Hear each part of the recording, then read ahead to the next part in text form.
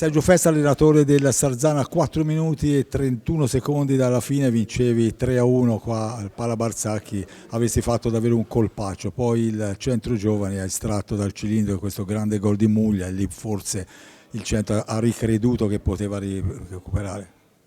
Beh, sicuramente, intanto buonasera a tutti, è chiaro che in questo momento può dare noia, sicuramente dà noia pareggiare una partita così, perché comunque abbiamo fatto, penso, veramente una grande partita, soprattutto a livello di sacrificio.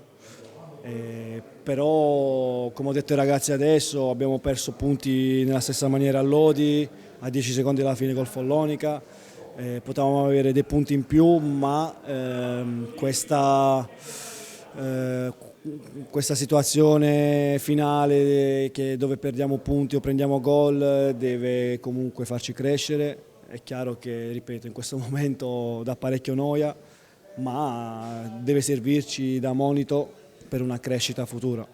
Avete tenuto botta a quella che era la seconda in classifica, in caso di vittoria sarebbe andata in testa, quindi insomma avete proprio andate a casa con il rammarico, però consapevoli di aver fatto bene.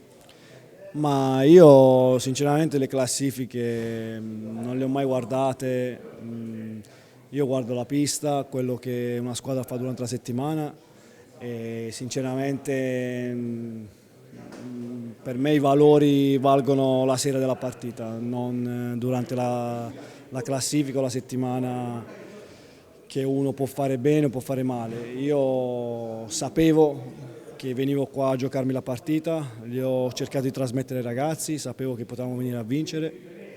Noi abbiamo delle qualità importanti, abbiamo una squadra, un bel mix di giovani e giocatori di esperienza, quindi io penso e cerco di dare ai ragazzi la giusta mentalità per provare ad andare a vincere tutte le partite da tutte le parti. Grazie, in bocca al lupo Sergio.